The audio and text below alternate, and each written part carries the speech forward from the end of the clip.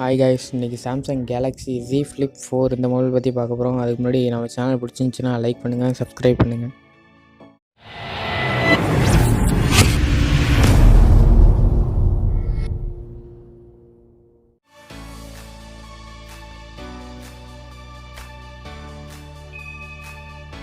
Samsung Galaxy Z Flip 4 இந்த மொபைலோட specification பார்ப்போம்.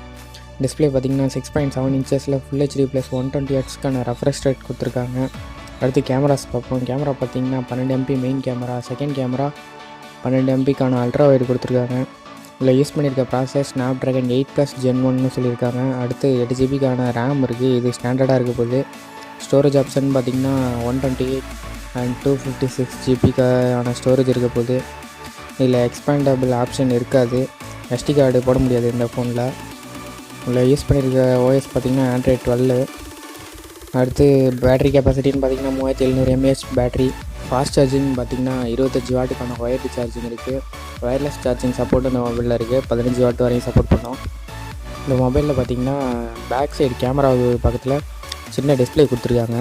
இது போன வாட்டியை விட இந்த வாட்டி கொஞ்சம் இன்க்ரீஸ் பண்ணியிருக்காங்களாம். 1.9 இன்ச்சஸில் இருந்தது ஃப்ளிப் 3ல், இந்த வாட்டி பார்த்திங்கன்னா 2.1 இன்ச்சாக எக்ஸ்டெண்ட் பண்ணியிருக்காங்க. அதனால் இன்னும் நோட்டிஃபிகேஷன்லாம் அதில் செட் பண்ண ஈஸியாக இருக்குங்கிற மாதிரி சொல்லியிருக்காங்க. இன்கமிங் கால்ஸு, மெசேஜஸ்லாம் அதிலே கிளிக் பண்ணி பார்த்துக்கலாம். அதிலே செல்ஃபியும் எடுத்துக்கலாம் பேக் கேமரா வச்சு. இந்த மொபைல் எப்போ லான்ச் ஆகும்னு எக்ஸ்பெக்ட் பண்ணலான்னு பார்த்தீங்கன்னா ஆகஸ்ட் மந்த் இருக்கும். அவ்வளோதான் கைஸ், இன்றைக்கி வீடியோ முடிஞ்சு. Bye guys.